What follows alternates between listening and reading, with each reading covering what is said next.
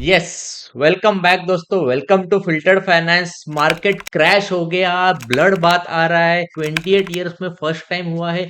TRP के लिए कुछ कुछ कर रहे हैं, व्यूज के लिए लोग क्या कर रहे हैं, ये सभी चीजें मार्केट में चल रही है क्या। लेकिन ये सिनेरियो है पैनिक होने के लिए, तो वही हम लोग आज इन डिटेल डिस्कस करने वाले हैं कि आप इसमें सर्वाइव कैसे कर सकते हो एंड आपका प्रॉफिटेबल जर्नी आगे जाके कैसे हो सकता है। आज हम लोग देखने वाले हैं मार्केट क्यों गिर रहा है, इसके पहले ऐसे कौन से इवेंट्स होके गए। थर्ड हम लोग देखेंगे कि रीजंस क्या है मार्केट गिरने के पीछे। फोर्थ, और कितना मार्केट गिरने के चांसेस है। एंड फिफ्थ, आप कैसे सरवाइव कर सकते हो एंड ओवरऑल जर्नी जो है प्रॉफिट में कैसे हो सकता है। तो अब स्क्रीन पे देख सकते हो कि इसके पहले ऐसे कौन से इवेंट्स आके गए।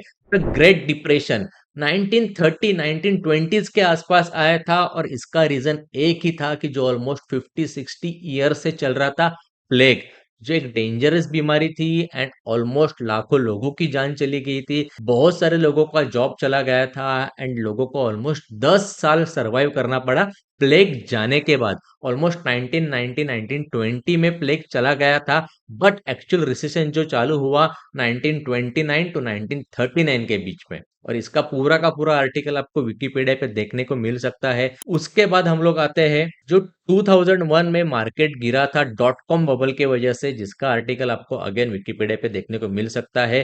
एंड ऑलमोस्ट मार्केट 53% नीचे आ गया था। लेकिन वो तो हो गया सिनेरियो की वजह से, लेकिन उसका एक्चुअल इम्पैक्ट जो रिकवरी हुआ उसके बाद मार्केट में एंड फिर एक डाउनफॉल आ गया, वो था 2004 में, जो टाइम पे इलेक्शन भी थे इंडिया में।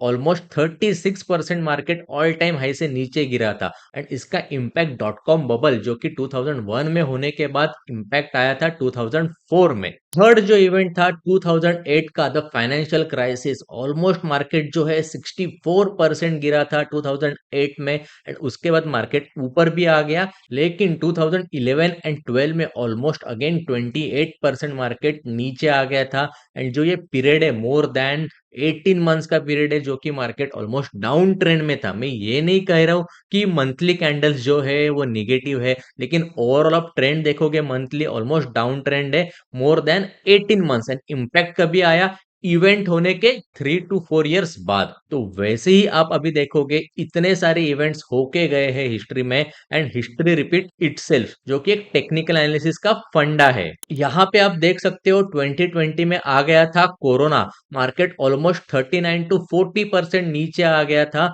एंड इसके बाद अच्छी खासी रिकवरी आई। तो ये सब कुछ क्यों, पैंडेमिक के चलते अच्छा खासा लोगों ने इन्वेस्टमेंट करना चालू कर दिया। जहां पे 1000 में से सिर्फ 3% लोग इन्वेस्ट कर रहे थे, वहां पे सिर्फ 3 इयर्स में ऑलमोस्ट वो रेशियो 20 के ऊपर चला गया। तो आप सिर्फ सोचिए कि कितने इन्वेस्टर्स आ गए हैं, कितने डीमैट अकाउंट्स नए 3 साल में आ गए। मार्केट ने एक अच्छी खासी रिकवरी तो दी, लेकिन जो गवर्नमेंट ने स्पेंड किया था लॉकडाउन के टाइम पे, जो ऑलमोस्ट 1 साल के लिए जो लोगों के पास खाने के लिए पैसे नहीं थे, ऑलमोस्ट राशन प्रोवाइड कर रहे थे, तो ये सब कुछ चल रहा था। और ये अभी के लिए नहीं, जब भी हिस्ट्री में इवेंट्स होके गए थे वहां पे हमारी गवर्नमेंट खड़ी थी। जो गवर्नमेंट ने स्पेंड किया तो गवर्नमेंट उसकी रिकवरी कभी करेगा। तो अभी यही फेस चल रहा है, जो कि लॉकडाउन यानी कि कोरोना के टाइम पे 39% मार्केट गिरा था एंड अभी आप देखोगे फिलहाल के लिए निफ्टी या फिर आप सेंसेक्स बोलो, ऑलमोस्ट 14% डाउन है। आप मुझे बताइए कि यह सीरियसली पैनिक होने वाला सिनेरियो है? सिर्फ 14% निफ्टी गिरा है एंड इसके ऊपर लोग बवाल मचा रहे हैं कि यस ब्लड बात हो रहा है, मार्केट क्रैश हो रहा है, रिसेशन आएगा, ये हो जाएगा, वो हो जाएगा। भाई क्यों? सिर्फ टीआरपी बढ़ाने या फिर व्यूज बढ़ाने के लिए कुछ भी आप डाल दोगे?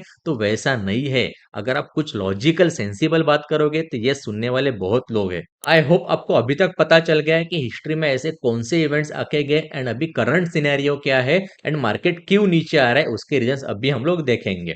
फर्स्ट रीजन एंड बहुत ज्यादा मैटर करने वाला रीजन है, वो है US election and Donald Trump. One and only Donald Trump. क्यों ये मैं कह रहा हूं कि डोनाल्ड ट्रंप का एक विजन है कि यस, मुझे एक इंडिपेंडेंट कंट्री बनानी है एंड इंडिपेंडेंट कंट्री बनाने के विजन से आप देख सकते हो स्क्रीन पे H1B वीजा बोलो या फिर जो टेक्नोलॉजी लिमिटेड है और लिमिटेड उनके कंट्री के लिए रहेगी, जो यूएस में बाहर के लोग काम कर रहे हैं उनके ऊपर लिमिटेशंस लाके खड़े कर दी है। तो इन डिटेल आप ये आर्टिकल में देख सकते हो कि टेक को लेके यूएस कितना कॉन्शियस है एंड टैरिफ को लेके। तो जो सेकंड जो रीजन है वो है हमारा टैरिफ रेट। सिर्फ आपको मेक्सिको एंड कनाडा के ऊपर टैरिफ लगाना था तो इतना बवाल क्यों मचाया था, हर एक कंट्री को क्यों आपने परेशान किया, यही समझ में नहीं आता। अगर आपको लगाना था दो कंट्री के लिए तो इतना बवाल मचा के टैरिफ आने वाला है इंपोर्ट पे, ये होने वाला है, वो होने वाला है, क्यों भाई? ये सभी चीजें अगर सिर्फ लिमिटेड कंट्रीज के लिए थी तो इतना सब कुछ बवाल करने की जरूरत नहीं थी। एंड इंडिया को एज सच देखने जाओगे तो टेक यानी टेक्नोलॉजी स्टॉक्स को लेके पैनिक हो सकते हैं, लेकिन ओवरऑल अगर आप देखोगे तो कुछ भी परेशान होने की जरूरत नहीं है। थर्ड जो रीजन है भाई साहब, एफआईएस ऑलमोस्ट लास्ट 4 मंथ्स में 3 लाख करोड़ के ऊपर उन्होंने सेलिंग कर दी है। क्यों? तो यहाँ पे अपॉर्चुनिटी नहीं है, वहां पे डोनाल्ड ट्रम्प चुनाव में जीत के आए हैं, तो ये सभी चीजों को मायने रखते हुए जब इकोनॉमी देखोगे, एक्सपेंशन आता है, उसके बाद कॉन्ट्रैक्शन आता है, फिर रिकवरी आती है, पीक पे चला जाता है, एंड उसके बाद रिसेशन के चांसेस होते हैं। तो अभी यूएस एक डेवलप्ड इकोनॉमी है, लेकिन डोनाल्ड ट्रम्प क्या चाहते हैं कि ये पीक जो है हमारा वो बना रहे हमेशा के लिए। लेकिन वैसे हो सकता है या नहीं वो आने वाला टाइम ही बताएगा। लेकिन यस, टेम्पररी ग्रोथ का सिनेरियो डोनाल्ड ट्रम्प ने यूएस में खड़ा कर दिया है, एंड उसी के वजह से एफआईएस मूव हो रहे हैं बाहर के कंट्रीज में, एंड इंडिया से पैसा बाहर जा रहा है, जो कि इंडिया एक डेवलपिंग इकोनॉमी है एंड उनका पीक पॉइंट अभी तक आना बाकी है। तो यस, इंडिया में अपॉर्चुनिटी है एंड रहेंगे आगे आने वाले टाइम में भी। तो ये तो हो गया एफआईएस के बारे में, जो उन्होंने सिर्फ 2025 में 1.5 2 महीने में 1 लाख के ऊपर एंड लास्ट 3 to 4 मंथ्स में ऑलमोस्ट 3 लाख करोड़ के ऊपर सेलिंग की है। फोर्थ जो मेजर रीजन निकल के आता है वो है क्वार्टर 3 के रिजल्ट्स इतने एवरेज क्यों है। First of all, Modi government का एक थर्ड सेशन है यानी कि 3.0, एंड उसी के चलते उन्होंने जो लास्ट सेशन यानी कि सेकेंड सेशन में जितनी भी स्पेंडिंग की थी कोरोना में, तो कहाँ ना कहाँ पे तो अभी रिकवरी का मोड आ सकता है। एंड सेकेंड जो चीज है, जो कि third quarter December November and October, वो टाइम पे यूएस के इलेक्शंस थे, तो जो भी इंडियन कंपनीज है वो 100% मेक इन इंडिया कॉन्सेप्ट पे तो डिपेंड नहीं है। उनको कहाँ ना कहाँ पे तो इंपोर्ट एंड एक्सपोर्ट की जरूरत आती है, और बाहर कंट्रीज की हेल्प या फिर टेक्नोलॉजी बोलो उसकी हेल्प लगती है। उसी के वजह से जो ये दो रीजन है, मोदी गवर्नमेंट एंड उसकी रिकवरी, एंड सेकेंड जो है डोनाल्ड ट्रम्प का एक इंडिपेंडेंट कंट्री का विजन, इसी के वजह से एवरेज रिटर्न्स कंपनी में भी आपको देखने को मिल सकते हैं। फिफ्थ जो आप मेजर रीजन कह सकते हो, rupees depreciating, again same thing आती है, डोनाल्ड ट्रम्प की वजह से ये सब कुछ चल तो रहा है, एंड इंडियन रुपीज जो है वो बढ़ते ही जा रहा है, बढ़ते ही जा रहा है, एंड उसके वजह से कंपनी के डील्स एंड नए नए प्रोजेक्ट में बहुत सारे अप्स एंड डाउन्स आ रहे हैं। तो अभी देखते हैं कितने लोगों ने स्टॉक मार्केट में इन्वेस्टमेंट स्टॉप कर दी है, एंड टोटल स्टॉक जो है कितने नीचे आ गए हैं, एंड मार्केट और कितना नीचे आ सकता है। तो यस, ये आर्टिकल आप देख सकते हो 17 फरवरी का, जस्ट 10 डेज बिफोर का आर्टिकल है, जिसमें आप देखोगे 61 लाख के आसपास एसआईपी जो है वो डिसकंटिन्यू हो गई है। क्यों? तो ये डाउन ट्रेंड के चलते, एंड मार्केट में एक हाइप क्रिएट हो गई है कि ये क्रैश आएगा, ये हो जाएगा, वो हो जाएगा। लेकिन आप सिनेरियो देखिए, आप खुद भी जाके देखिए कौन सा भी म्यूचुअल फंड, वो लार्ज कैप होने दो तो फिर यस वो 15 to 17% डाउन है। आप मिड कैप देखोगे तो 20 to 21% डाउन है। आप स्मॉल कैप देखोगे तो 23 to 26% डाउन है। तो अभी तक निफ्टी जो डाउन है वो 15 के आसपास है, लेकिन क्रैश वाला सिनेरियो या फिर रिसेशन वाला सिनेरियो आप नहीं कह सकते, क्योंकि जितने भी इवेंट्स होके गए उसके बाद जो मार्केट ने करेक्शन दिया है, वो लोएस्ट जो था वो 28% का था, एंड निफ्टी अभी तक सिर्फ और सिर्फ 15% डाउन है। तो सोचिए कि वो टाइम पे जो लोगों की इन्वेस्टमेंट रही होगी वो ऑलमोस्ट 40-45% डाउन रह सकती है। एंड जो म्यूचुअल फंड डिसकंटिन्यू करने का भी जो रीजन है, जो नए लोग मार्केट में आ गए थे और उनको कॉन्फिडेंस नहीं था मार्केट के ऊपर, एंड जितने जल्दी आ गए थे उतने जल्दी चले भी जा रहे, तो यही एक रीजन हो सकता है। लेकिन मेरा एक आपको सवाल है कि आपको अगर पता है कि मुझे ये पैसे जो मैं म्यूचुअल फंड में डाल रहा हूँ, एसआईपी में या फिर मार्केट में इन्वेस्ट कर रहा हूँ, वो एक गोल के हिसाब से मैं इन्वेस्ट कर रहा हूँ, आगे आने वाले 5 to 6 मंथ में मुझे उसकी जरूरत नहीं है, आने वाले 3 to 4 ईयर्स में मुझे इसकी जरूरत है, ताकि एक अच्छा खासा रिटर्न में अर्न कर पाऊं, तो फिर अपने आने वाले 4 to 6 मंथ्स में जो पैसों की जरूरत है वो पैसे मार्केट में इन्वेस्ट किए ही क्यों? मार्केट में आपको बने रहना है और पैसे डालना है या फिर निकलना है बाहर, वो मैं एंड कंक्लूजन में बताऊंगा। लेकिन उसके पहले हम लोग देखते हैं कि स्टॉक्स जो है large cap blue chip companies के स्टॉक्स है वो कितने नीचे आ गए हैं। तो ये आप स्क्रीन पे देख सकते हो, रिलायंस, हिंदुस्तान यूनिलीवर्स, एलआईसी, जितने भी बड़े-बड़े कंपनीज़ हैं जिनका मार्केट कैप आप देख सकते हो लैक्स ऑफ करोड़ में है, वो मोर दैन 25% आपको डाउन दिखने को मिल सकते हैं। एंड ये सभी वही कंपनीज़ है जो आपके डेली लाइफ में आते हैं, जो जिनके नाम आपने 100% सुने होंगे, तो ये कंपनीज़ के स्टॉक्स ऑलमोस्ट 25% से डाउन है।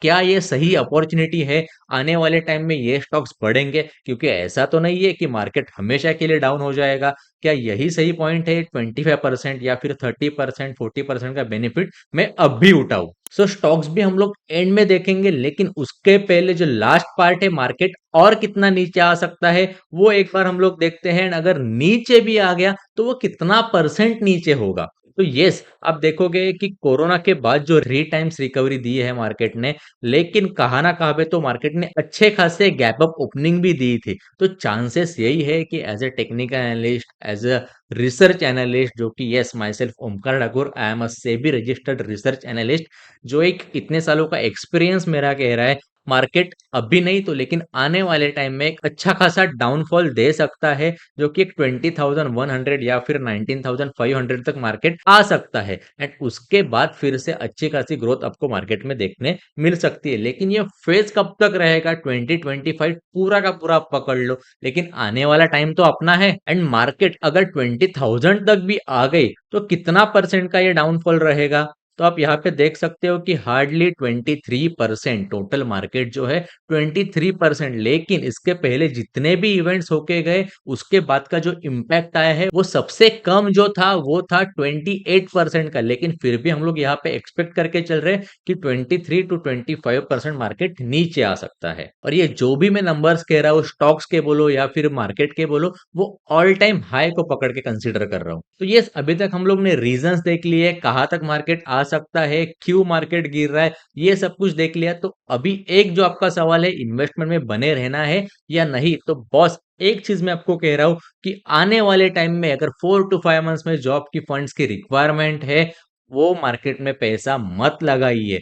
लेकिन जो आपके सेविंग्स की तरफ जाना चाहिए, वो फिर आप वो आपके बैंक्स में मेंटेन रखो। लेकिन जो आप इन्वेस्टमेंट के पर्सपेक्टिव से है, जो कि आपके सैलरी का एटलीस्ट 20% होना चाहिए, और वो प्योरली मार्केट बोलो या फिर पीएफ बोलो या फिर म्यूचुअल फंड बोलो या फिर एटसेट्रा एफडी छोड़ के आप कहाँ पे तो इन्वेस्ट कर सकते हो लॉन्ग टर्म के लिए, वो 20% आप इन्वेस्टमेंट के बारे में सोच सकते हो। तो फिर 20,000 का कितना हो सकता है? तो 4,000। Yes, you can think for that 4,000। 1 lakh का कितना हो सकता है? तो 20,000। तो yes, for that 20,000 you can think invest in market. In short यही है कि जो आपको आने वाले टाइम में पैसों की जरूरत नहीं है, वो पैसा आप मार्केट में इन्वेस्ट कर सकते हो for next 2 to 3 years. And रही बात एसआईपी की, तो ये एसआईपी जो है आप कंटिन्यू कर सकते हो, क्योंकि एवरेजिंग का जो बेनिफिट है वो आपको एसआईपी छोड़ के और कोई नहीं देगा। आप सोचोगे और नीचे आएगा तो मैं एक लमसम में अमाउंट डाल दूंगा, लेकिन वो टाइम पे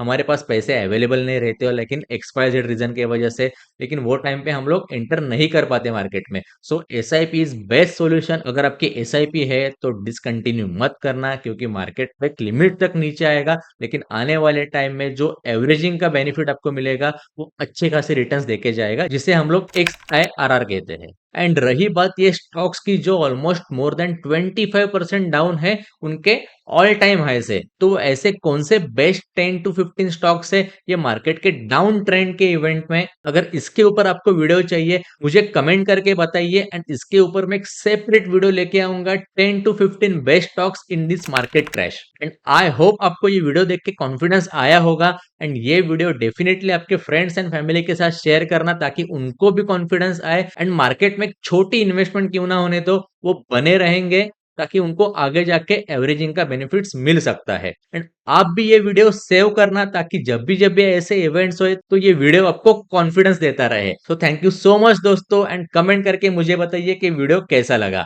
एंड सब्सक्राइब करना मत भूलना।